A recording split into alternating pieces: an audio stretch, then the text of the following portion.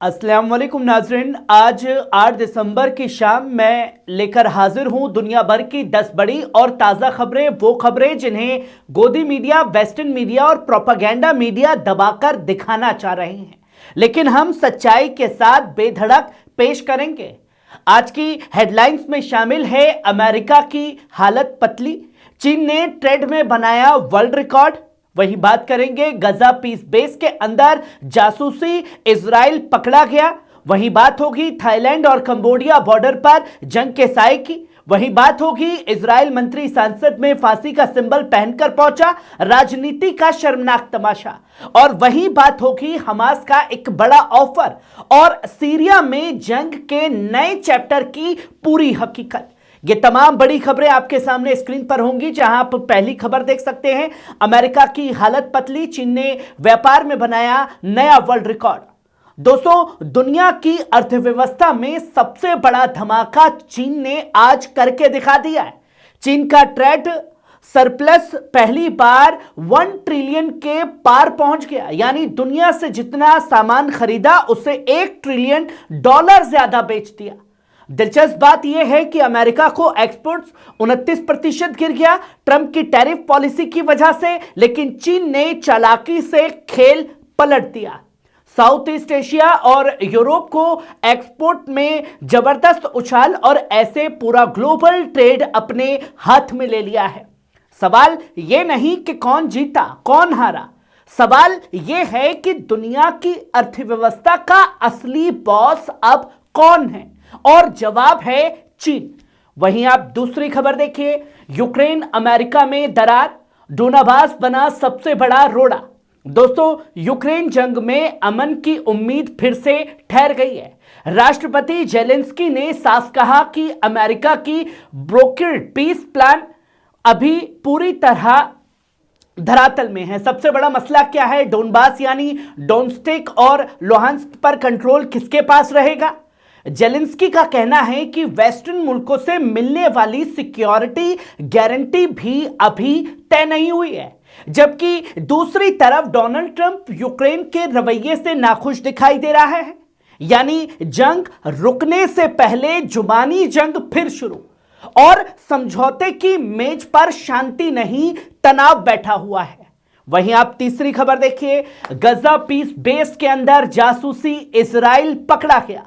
दोस्तों, गजा जंग के बीच आज एक ऐसा बड़ा खुलासा हुआ है जिसने अमेरिका इजराइल के भरोसे पर ही अब सवाल खड़ा कर दिया है।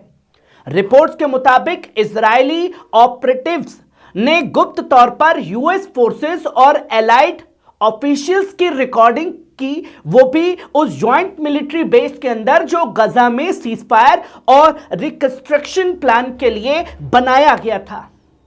जासूसी इतनी ज्यादा हो गई कि अमेरिकी बेस का कमांडर को खुद इजरायली अधिकारियों को आदेश देना पड़ा, रिकॉर्डिंग बंद करो। यह base civil military coordination centre October में ट्रंप के गजा पीस प्लान के तहत बनाया गया था। यहां यूएस, इजराइल और अलाइड प्लानर्स बैठे हैं, लेकिन असली पक्ष यानी फलस्तीनियों को पूरी तरह बाहर रखा गया है। यानी सवाल यह है, अगर यह अमन का बेस है तो जासूसी किस चीज की हो रही थी? वहीं आप चौथी खबर देखिए, थाईलैंड ने कंबोडिया की जमीन छीन ली, बॉर्डर बेस सब पर कब्जा। दोस्तों, दक्षिण पूर्व एशिया में आज हालत बहुत खतरनाक मोड़ पर पहुंच गए हैं। थाईलैंड की फौज कंबोडिया में घुसकर प्रीचैन पर गांव पर कब्जा कर चुकी है, और यह सब 2 दिन की लगातार बॉर्डर झड़पों के बाद हुआ है। थाईलैंड का कहना है कि हमने सिर्फ सेल्फ डिफेंस में कार्रवाई की क्योंकि कंबोडिया ने पहले हमला किया था, लेकिन कंबोडिया का साफ इल्जाम है कि सीधा और बिना वजह हमला हुआ, हमारी सरजमीन पर धावा बोला गया। यानी ग्राउंड पर गोलीबारी और डिप्लोमेसी पर तूफान। अब यह झड़प या फिर जंग की एक बड़ी शुरुआत। पूरी दुनिया की नजर अब इसी बॉर्डर पर जमी हुई है। वहीं आप पांचवी खबर देखिए, फांसी का इशारा, इजराइल के मंत्री का शर्मनाक शो ऑफ। दोस्तों, इजराइल की सियासत आज एक खौफनाक और शर्मनाक मोड़ पर पहुंच गई। सुरक्षा मंत्री इतमार बिन गवीर, जिसे शो ऑफ करने की आदत है, संसद में फांसी के फंदे वाला बैच यानी नोस पिन लगा करके पहुंचा, और वो भी उस वक्त जब इजराइल में डेथ पेनल्टी कानून पर बहस चल रही थी। इस हरकत को अरब सांसदों ने साफ कहा यह मौत का खुला संदेश है, और सोशल मीडिया पर लोग लिख रहे हैं यह न्याय नहीं, नफरत और बदले की एक राजनीति है। यानी जहां दुनिया सीजफायर और अमन की बात कर रही है, वहीं इजराइल का मंत्री मौत के प्रतीक पहनकर सियासत का पूरी तरह तमाशा बना रहा है। वहीं आप छठी खबर देखिए, स्टारमर के वादे हवा, यूके आर्मी को मिल रहा है सिर्फ और सिर्फ इंतजार। दोस्तों, ब्रिटेन की सियासत में आज वादा और हकीकत की लड़ाई साफ दिख रही है। प्रधानमंत्री कियर स्टारमर ने एक बड़े ऐलान किए, 2027 तक डिफेंस स्पेंडिंग 2.5% जीडीपी, अगली पार्लियामेंट 3% तक, 2035 तक 3.5। नाटो और अमेरिका ने तालियां बजा दी। लेकिन असलियत क्या है? ब्रिटेन का डिफेंस मिनिस्ट्री ट्रेजरी से फंडिंग के लिए भीख मांग रहा है, और नए बजट में 1 पाउंड तक नहीं मिला है। सीनियर मिलिट्री कमांडर्स का साफ चेतावनी है, फौरन पैसा नहीं मिला तो प्रोजेक्ट्स रुकेगा, हथियारों में कटौती होगी और यूके आर्मी खुद कमजोर हो जाएगी। यानी दुनिया को सिर्फ लॉलीपॉप पर अपनी ही फौज को इंतजार, यह है ब्रिटेन का रक्षा मॉडल इस वक्त पर। वहीं आप 7वीं खबर देखिए, हमास का एक बड़ा ऑफर। दोस्तों, जंग के बीच आज एक बहुत बड़ा और हैरान कर देने वाला बयान आया है। हमास ने पहली बार साफ कहा है कि वो अपने हथियारों को फ्रीज या स्टोर करने पर बातचीत करने के लिए तैयार है। यानी जंग नहीं, अमन का मौका। दोहा में हमास के सीनियर लीडर बासिम नईम ने कहा 5 से 10 साल की लंबी ट्रूस पर बात हो सकती है, बशर्ते कि फलस्तीनी मुल्क की तरफ ठोस कदम उठाए जाए।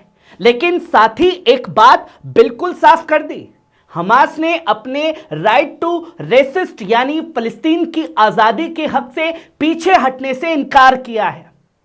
यानी हथियार रखे जा सकते हैं पर सरेंडर नहीं करेंगे, मोहलत दी जा सकती है पर मकसद नहीं बदलेगा हमास का। वहीं आप 8वीं खबर देखिए, रोमानिया की नेवी पर अब टर्किश पावर के साथ। दोस्तों, तुर्की ने आज डिफेंस वर्ल्ड में बड़ा झंडा गाड़ दिया है।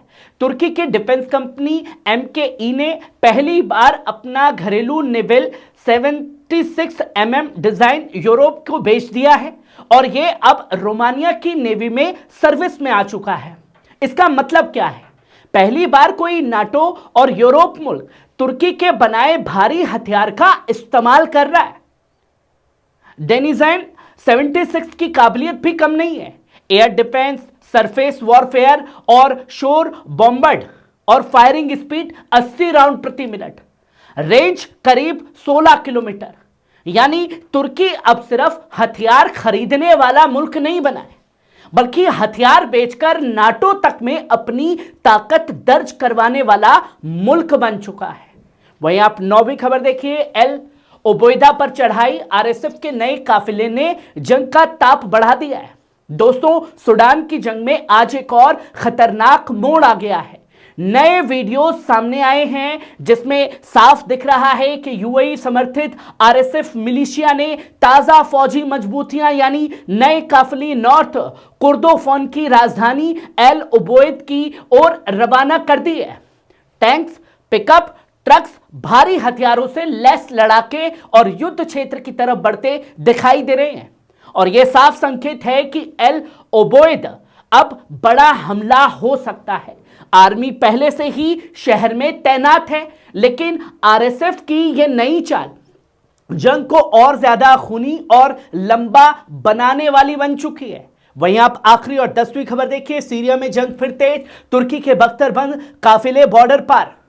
दोस्तों, सीरिया के उत्तरी इलाके में हालत फिर से बहुत तनावपूर्ण हो गए हैं। तुर्की आर्मी ने भारी बख्तरबंद काफिले और सैकड़ों सिपाही सीरिया की सरजमीन पर भेज दिए हैं और यह एंट्री 3 दिशा से की गई है, अफरीन, रसलैन और नॉर्थन अल्पो। वीडियो और रिपोर्ट्स में साफ दिख रहा है कि टैंक्स, आर्म्ड व्हीकल्स और आर्टिलरी यूनिट्स फौजी मजबूती के साथ अंदर बढ़ रहे हैं, जिससे अंदाजा है कि बड़ा ऑपरेशन या जमीन पर एक नई जंग शुरू हो सकती है। तुर्की का दावा है यह सुरक्षा के लिए है, लेकिन विपक्ष का कहना है यह उत्तरी सीरिया पर दबाव बढ़ाने की नई चाल है। यानी सीरिया की जंग खत्म नहीं, नया चैप्टर शुरू होने जा रहा है, जिसकी तस्वीरें लोगों के सामने हैं। नाज़रीन, ये थी दुनिया भर की 10 सबसे बड़ी अहम खबरें। आपको कैसी लगी? कमेंट बॉक्स में आकर के अपनी राय जरूर दीजिएगा। शुक्रिया।